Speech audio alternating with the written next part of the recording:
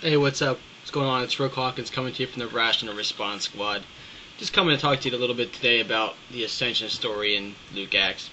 Some of you guys have heard about it, some of you haven't. Okay, if you don't know, I'm going to give you a little bit of the Ascension story right up front. Now, this is actually from the Bible. Alright, so I'm going to give this to you. So it says here, as he blessed them, he parted from them and was taken up to heaven. This is in Luke 24:51. Okay, this is the New American Bible. All right, but this correlates with the Greek. And then he says here, when he had said this, as they were looking on, he was lifted up, and a cloud took him from their sight. That's Acts 1:9. Okay, so basically, I have a quick question for you Christians out there. Is that a real event? Do you really think this happened? Okay, the first question I'm going to ask is that, because where did he go when he got up to the sky? Because there's like heaven up there somewhere and like some box that we haven't found yet. I mean, did he just go up to heaven and like God had the Enterprise up there waiting and they transported him to another, dimension? Like what happened? Is this something that everyone can get to? Can we like take a plane up to this transportation spot and then zap us to this location?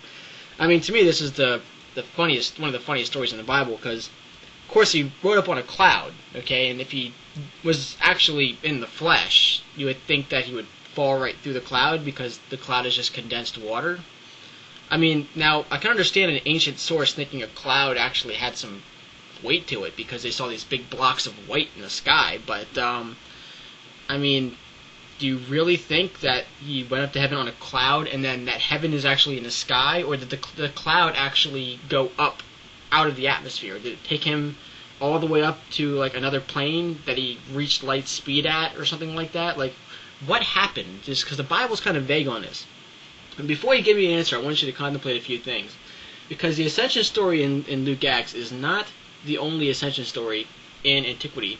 In fact, there's a lot more, especially in Jewish works. Okay, consider the following, and consider it very, very thoroughly.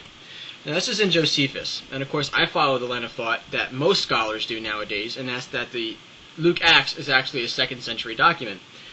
And for those of you who are curious and want some reading sources on that, please check out Dating Acts by Richard I. Purvo. There's about 115 pages of citations at the end of this book, so it's very well cited, very well researched. The book itself is about 500 pages. It's well worth the read. Okay, that's Richard I. Purvo, Dating Acts.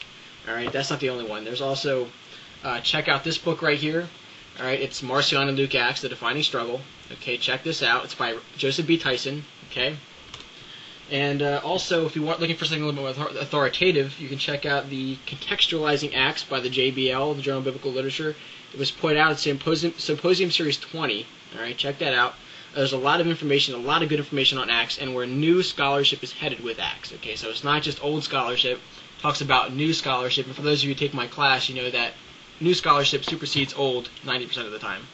Alright, so check that out. There's also a little slip in here from Dennis R. MacDonald, who wrote the book Homeric Epics and the Gospel of Mark. Excellent book. Okay, so I just want to get that out of the way. We're not done yet.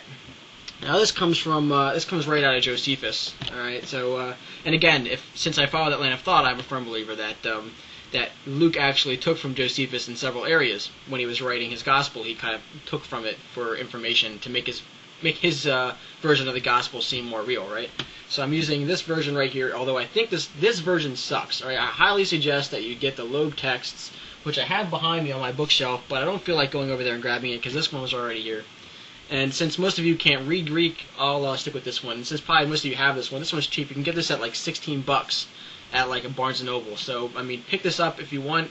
I still suggest getting the Greek text and analyzing it with the Greek text like I've done, and I'm going to read you a verse here from Antiquities of the Jews, Book 4, Chapter 8, Section 48, Paragraph 326. It says, "And he was to embrace Eleazar and Joshua, and was still discoursing with them. A cloud stood over him on the sudden, and he disappeared in a certain valley. Because of his extraordinary virtue, he went to God." Now, this is the Ascension story of Moses and Josephus. Okay, now this is a very famous account. Not only did Josephus have Moses ascend, but also Enoch, right? So Enoch is the other one that ascends as well. Now, that's not the only place. You can also check out Philo. All right. Again, this is like for like $16 at Barnes & Noble. You can pick this up, or Amazon.com. It's pretty cheap. I still suggest you get the Loeb text, Loeb Classical Library. Check it out. Get the Philos. I mean, of course, they're all in small little sections like this thick, but it'll cost you about $120 to $200 to get the entire set at a decent price if you get them all used. But pick them up anyway. You should. If you don't want to pick them up and you want to get a crappy translation, get this one. I mean, it's not bad, but it could be better. But in Philo, also Moses ascends, and so does Enoch. But getting a little back further, okay, if you don't like first century documents, you still want to say, oh well, they could have taken from Jesus' account, okay, even though it's kind of hard to think that Philo took from Jesus and applied it to Moses. But anyway, let's humor you. This is from the Pseudepigrapha, and of course is a 2-volume set by Charles H. Charlesworth out there. Check it out. This is the first volume. I have the other volume on my bookshelf yet. This is all testaments and other stories of the patriarchs dating from the 2nd century BCE to the 2nd century CE, some even later than that, but most are earlier. And again, this is Charles H. Charlesworth. It's called the Old Testament Pseudepigrapha. Check it out. It's worth a pick up. Okay, he has the entire translation of 1, 2, and 3 Enoch. Now, 1 and 2 Enoch go from the 1st century BCE all the way up to the 1st century CE. 3 Enoch is like a 2nd or 3rd century document. But that out of the way, 1 Enoch is what we're talking about. And it says here, quote, "And behold, I saw the clouds, and they were calling me in a vision. And the fogs were calling me, the winds were causing me to fly up, rushing me high into heaven." 1 Enoch 14:8-9. Now again, this was written a century before Josephus. And actually, if you think about it, Josephus probably took from 1 Enoch and a few other sources to make his Ascension account fit similar to this. So you have Josephus taken from 1 Enoch and Luke Acts taking from Josephus. Now, of course, some of you might say, well, how do you know that he didn't take from 1 Enoch? Well, that's very possible, too. He very well could have.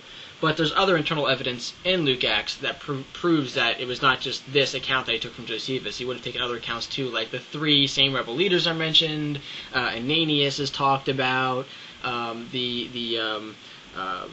the census under Quirinius, right? All this stuff happened, and it's all actually documented also in Luke Acts as well, besides Josephus. So there's a lot of evidence to suggest that he was taking from this document.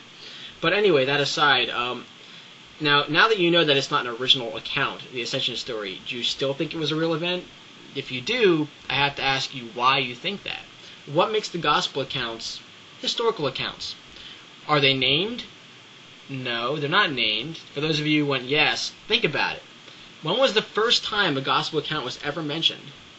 2nd century, right? And even usually later than that. Think about it. Irenaeus was the first person to name all 4 gospels and actually combine them into some sort of canon. Before him, no one else did. All right? So, now, he's not named. And then notice that it's not actually written by Luke. It's not written by Matthew. It's written in the name of Matthew, in the name of Luke, etc., right? So they're not actually named sources. Do they cite sources? No, they don't. Especially since we can prove that Luke actually took from Mark, and he doesn't even name Mark as a source. And especially now that we can prove that he used Josephus, he doesn't even name Josephus as a source. And Luke is one of the most historical accounts we actually have, even though it's a 2nd century anti-Marcionite document. All right, so that aside, all right, consider the following. All right, does it have extra biblical corroboration? Do we have other works? Enemy attestation? No, we don't. We have no enemy attestation to any of the events that happened in Luke Acts. Do we have any other corroborating evidence? No, we don't, do we? No, we don't have anything like that. Don't lie to yourself. We don't have anything, okay? If you think we have something, respond to this video with something. I'd like to hear what you have to say, all right? So anyway, for those of you who still think that this is a real event, really consider, because most theologians now, most theologians in the JBL and historians in the JBL don't think this is an actual real event. They sort of dismissed it as a growing legendary embellishment, which is exactly what most of the Gospels have become. In fact, I suggest you pick up Charles H. Talbert's book, What is a Gospel? And read that. It's from a Christian who wrote it, okay, which is basically giving up the genre of the Gospels as being mythical and legendary, not historical, so I highly suggest you pick them up. But anyway, I just wanted to go ahead and give you that information. But now it's time for me to go. I got to finish getting ready for my class here. It's 7 o'clock, and my class is in a few hours. So this is Rook Hawkins signing out. Stay rational.